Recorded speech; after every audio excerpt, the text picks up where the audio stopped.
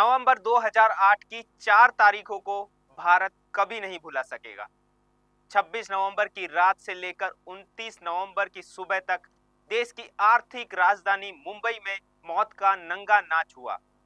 पाकिस्तान से समंदर के रास्ते मुंबई आए 10 आतंकियों ने शहर के प्रमुख रेल स्टेशन, 5 सितारा होटल, अस्पताल और यहूदी सांस्कृतिक केंद्र को अपना निशाना बनाया। उस 10 में से सिर्फ एक आतंकी अजमल कसाब को ही हम जिंदा पकड़ सके। बाकी के 9 सुरक्षा बलों के साथ मुठभेड़ में मारे गए। 26/11 मुंबई हमला भारत के इतिहास में सबसे बड़े आतंकी हमलों में से एक था, जिसमें 10 आतंकवादियों ने मुंबई के कई प्रमुख स्थानों पर हमला किया। इस हमले में 166 लोग मारे गए थे और सैकड़ों घायल हुए। नमस्कार, हमारी खास पेशकश कसाब के बाद राणा का हिसाब लेकर हाजिर हूं मैं, मनेंद्र प्रताप सिंह। मोस्ट वांटेड आतंकी तहव्वुर राणा को हाई सिक्योरिटी के बीच विशेष विमान से नई दिल्ली लाया गया है। भारत की आर्थिक राजधानी मुंबई पर 2008 में हुए आतंकी हमलों के मुख्य साजिशकर्ता तहव्वुर राणा को उसके गुनाहों की सजा जल्द मिलने वाली है। भारत पिछले 17 वर्षों से राणा और उसके साथी डेविड कोलमैन हेडली के प्रत्यर्पण की कोशिश में लगा था। हेडली के मामले में भारत को फिलहाल खास सफलता नहीं मिली, लेकिन तहव्वुर राणा के मामले में अमेरिका की निचली अदालतों से लेकर सुप्रीम कोर्ट और राष्ट्रपति डोनाल्ड ट्रंप ने भारत के दावों को मानते हुए उसके प्रत्यर्पण को मंजूरी दे दी। अमेरिका में हेडली राणा दोनों पर कई मामले दर्ज हैं, जिसमें उसकी गिरफ्तारी हुई। गिरफ्तारी के बाद हेडली ने कोर्ट में कई खुलासे किए। हेडली ने बताया कि डेनमार्क में डेनिश अखबार पर हमले के लिए तहव्वुर राणा ने ही उसके दौरे को मंजूरी दी थी। वह डेनमार्क में राणा की फर्म ही आवर्जन कानून केंद्र का प्रतिनिधि बनकर गया था। इसके लिए राणा ने हेडली के बिजनेस कार्ड छपवाए थे। हालांकि अल-कायदा की तरफ से मिक्की माउस प्रोजेक्ट कोडनेम वाले जिलेट्स पोस्टिन अखबार पर हमले को अंजाम नहीं दिया जा सका।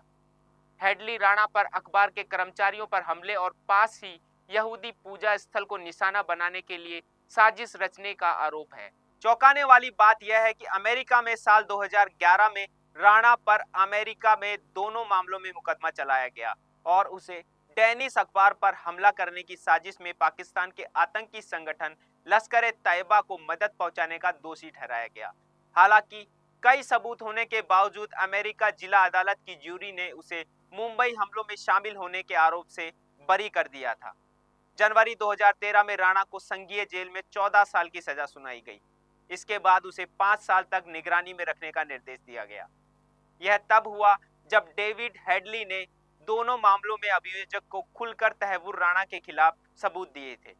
हालांकि राणा के वकीलों का कहना था कि डेविड हेडली झूठ बोलकर बच निकलने में माहिर है। उसने कई पुराने दोस्तों को आपराधिक मामलों में फंसाया और खुद कम सजा के साथ बच निकला। कैलिफोर्निया की मजिस्ट्रेट जज जैकलिन चुजजियन ने 16 मई 2023 को 48 पन्नों के आदेश में राणा के भारत प्रत्यर्पण को मंजूरी दी। कोर्ट ने कहा कि भारत ने पर्याप्त सबूत पेश किए हैं जो संभावित कारण स्थापित करने की राणा ने अपराध किए। राणा ने अमेरिका सुप्रीम कोर्ट में अंतिम अपील दायर की, जिसे 21 जनवरी 2025 को खारिज कर दिया। 64 साल का राणा कनाडाई नागरिक है। मुंबई हमलों के मामले में वह दूसरे मुख्य साजिशकर्ता डेविड कोलमैन हेडली के बचपन का दोस्त भी है। तहव्वुर राणा ने अपनी कंसल्टेंसी फर्म्स में डेविड हेडली को भी नौकरी दी थी। इसी फर्म की मुख्य शाखा में काम के लिए डेविड हेडली मुंबई आया था। यहाँ लश्कर-ए-तैयबा के आतंकी हमलों की तैयारी के लिए मुंबई में ताजमहल होटल और छत्रपति शिवाजी महाराज टर्मिनस जैसे प्रमुख जगहों की रेकी की। जांचकर्ताओं का मानना है कि तहव्वुर राणा ने कंसल्टेंसी फर्म की आड़ में ही डेविड हेडली से रेकी का पूरा काम करवाया। साल 2008 में मुंबई में पाकिस्तान के आतंकी संगठन लश्कर-ए-तैयबा के 10 आतंकियों ने घुसकर शहर भर में हमले किए थे। इन बर्बर हमलों में 6 अमेरिकी नागरिकों और कुछ यहूदियों समेत 166 लोग मारे गए थे। अमेरिका में हेडली राणा दोनों पर दर्ज मामलों में अब सुनवाई जारी है। यहाँ हेडली ने कोर्ट में कई खुलासे किए। हेडली ने बताया कि डेनमार्क में डेनिश अखबार पर हमले के लिए तहव्वुर राणा ने ही उसके दौरों को मंजूरी दी थी। वह डेनमार्क में राणा की फर्म के आवर्जन कानून केंद्र का प्रतिनिधि था। इसके लिए राणा ने हेडली के बिजनेस कार्ड छपवाए थे। हालांकि अलकायदा की तरफ से मिक्की माउस प्रोजेक्ट कोडनेम वाले जिलेट्स पोस्टमैन अखबार पर हमले को वे अंजाम नहीं दे सके थे। लेकिन मामला भारत के मुंबई हमलों का है। मुंबई हमले मामलों में अब राणा का प्रत्यर्पण हो चुका है। अब भारत की बारी है। भारत में राणा के आगमन के साथ ही कई चर्चाओं के बाजार भी गर्म है। नागरिकों ने मांग की है कि कसाब की तरह उसे लंबा मामले को न खींचा जाए। जनवरी 2013 में राणा को संघीय जेल में 14 साल की सजा सुनाई गई थी। इसके बाद उसे 5 साल तक निगरानी में रखा गया। राणा को भारत लाकर एनआईए की अदालत में पेश किया जाएगा।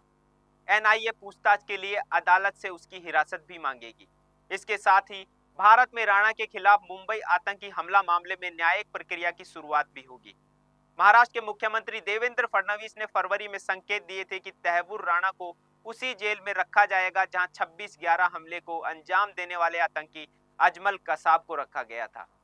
दूसरी तरफ दिल्ली के तिहाड़ जेल प्रशासन ने भी तैमूर राणा के लिए उच्च सुरक्षा वाला जेल वार्ड बनाने की तैयारी शुरू कर दी है। हालांकि राणा को कहां रखा जाएगा इस पर अंतिम फैसला गृह मंत्रालय करेगा। अमेरिकी अदालत में अपने बचे हुए मौकों को खत्म करने के बाद राणा को ट्रंप सरकार की तरफ से प्रत्यर्पित कर दिया गया। रिपोर्ट्स के मुताबिक इसकी जानकारी मिलते ही एनआईए की टीम उसे लेने भारत से रवाना हुई और आज नई दिल्ली में राणा का आगमन हुआ। इसमें राणा के खिलाफ अभियोजन पक्ष मजबूत सबूत पेश करेगा, जिसमें अमेरिका से प्राप्त दस्तावेज, हेडली के बयान और अन्य खुफिया जानकारी शामिल हो सकती है। राणा को अपने बचाव में वकील नियुक्त करने का अधिकार होगा। वह अदालत में अपनी बात भी रख सकेगा। सरकार ने एडवोकेट नरेंद्र मान को राष्ट्रीय जांच एजेंसी की ओर से केस की सुनवाई के लिए स्पेशल पब्लिक प्रोसिक्यूटर नियुक्त किया है। मुंबई में 2008 में आतंकवादी हमलों में शहीद हुए एसआरपीएफ कांस्टेबल के पिता ने आरोपी तैमूर राणा के लिए मृत्युदंड की मांग की है। शहीद एसआरपीएफ कांस्टेबल राहुल सिंधे के पिता सुभाष सिंधे ने कहा है कि हमले के सभी दोषियों को कड़ी सजा देना आतंकवादी हमले में मारे गए पुलिस अधिकारियों और नागरिकों के लिए सच्ची श्रद्धांजलि होगी। फिलहाल इस खास पेशकश में मेरे यानी मनिंदर प्रताप सिंह के साथ इतना ही। बाकी की तमाम अपडेट के लिए आप बने रहिए हमारे साथ।